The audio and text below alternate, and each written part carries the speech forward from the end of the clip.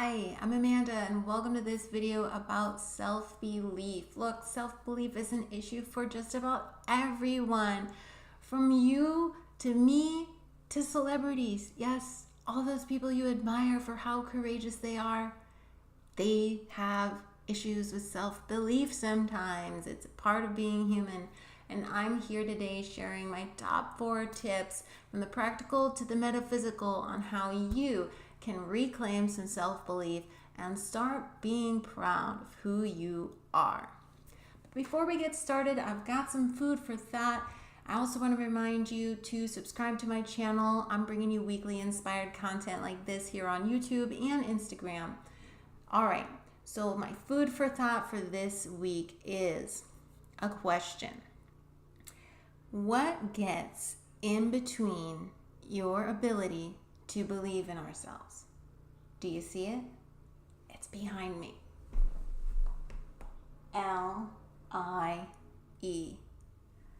Lies. That's right. Get real about your beliefs. Chances are the reason you don't believe in yourself is because you're clinging to an old story or a lie about yourself that's not even yours. Maybe somebody told you something when you were growing up and you've clung to it and thought, well, I'm no good at XYZ because that happened. It could be buried so deep in your subconscious, you honestly don't even realize at this point that you're clinging to a lie. And that's what's getting in the way of your self-belief. So the next time you feel that old storyline playing out again, I want you to question it. Where did it come from? Where did you first hear that? Is it really even true? And then you're going to be well on your way to starting to break through some of those barriers, get rid of those lies, so you can start truly believing in yourself. All right, now let's get into our tools for the week. Okay, so tool number 1 I'm sharing with you today is a crystal. And the crystal I've chosen for self-belief is blue kyanite. Blue kyanite, and I have got my own little personal one right here, is a fabulous crystal for self-belief because it relates to our throat chakra. And our throat chakra is where we feel the ability to express ourselves, express our inner truth. And that is a key component to establishing a strong self-belief, self-confidence, and ability to say and be who you are. When our throat chakra is blocked, we're not as capable of doing that. So one of the great things about blue kyanite is one of the few crystals that doesn't require charging because it doesn't absorb negative energy. So this is something that you could wear 24/7, carry in your pocket. You don't need to worry about it picking up on other people or your own negative vibes. Okay. The other great thing about it is that it realigns all your chakras. I highly recommend you using this in meditation, in the guided meditation we're going to talk about in just a second. It would be a fabulous crystal for that purpose, to get you in alignment and to really free up and open your throat chakra. All right, the second tool I'm bringing you, of course, is a guided meditation. Now, I have the recording of the guided meditation here, but I want to tell you a little bit about it first so that you understand what its purpose is. So the purpose of this week's meditation related to self-belief is to open up the throat chakra, which we just talked about in our discussion of the crystal, and also your solar plexus chakra. Now, your solar plexus chakra is a yellow chakra down here in your belly, and that is where your confidence, willpower, your kind of your juices and belief about yourself is really generating from. And then, of course, your throat chakra is where you're expressing that truth out to the world. So we want to get these two energy centers clean, cleared, and healed.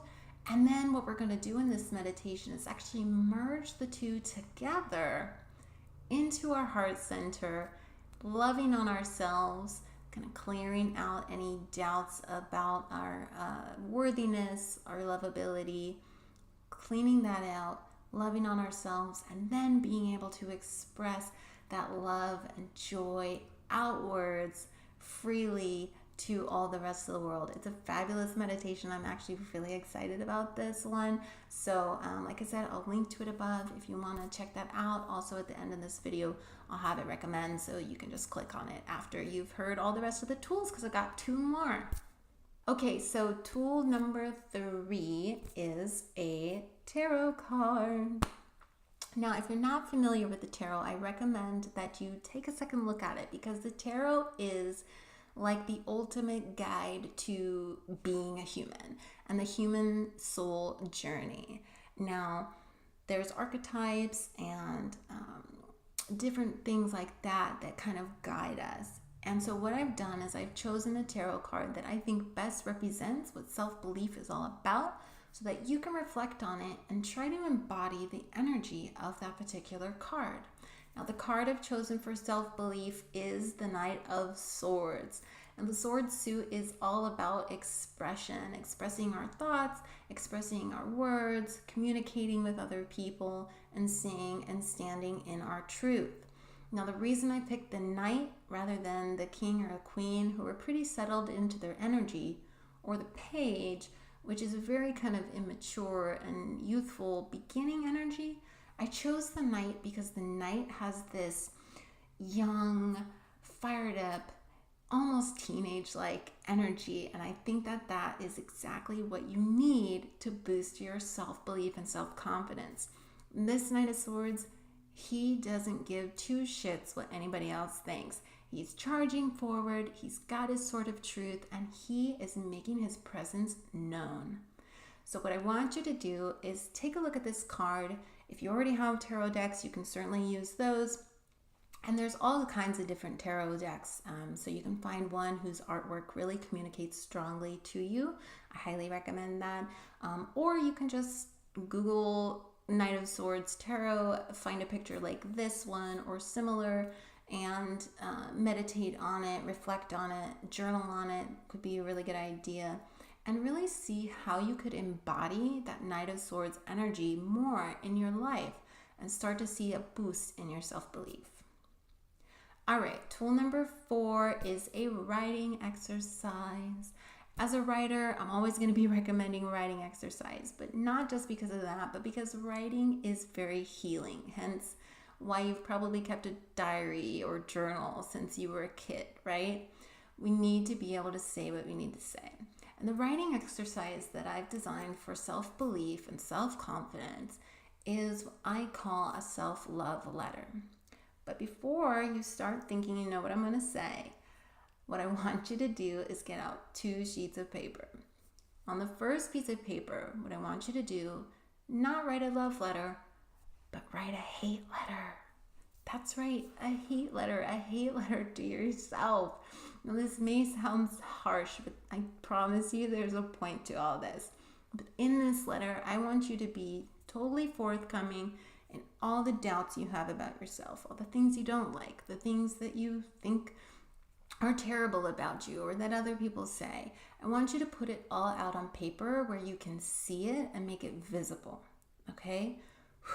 Done that? It's kind of harsh, but trust me, it's going to be good. All right, now take your second sheet of paper and I want you to write yourself a response. Now, what you're going to do and how I want you to think about this is look at what you wrote in your hate letter and imagine if your most beloved friend, your most beloved lover or spouse or partner was saying these things about themselves to you. You wouldn't stand for it. You wouldn't let anybody you loved and felt so much compassion for talk about themselves like that. But yet we do it to ourselves all the time. We don't ever question the things we say about ourselves that are so hateful and so harmful. We wouldn't let anybody like that talk to our loved ones. So why are you talking to yourself like that? That's the energy I want you to embody in your response in your love letter. And reply back to yourself from this higher state of being, this higher state of love, and start to peel back the layers. Maybe you brought up in your hate letter something about yourself that you've disliked since you were really young. And in your love letter, you'll find that that's not really true about you, or that What about that one time so-and-so said that your eyes were actually beautiful and not, whatever you thought that they were? So have a good response to yourself and give yourself as much love and compassion as you can possibly muster. And when you're done, you have a couple choices here.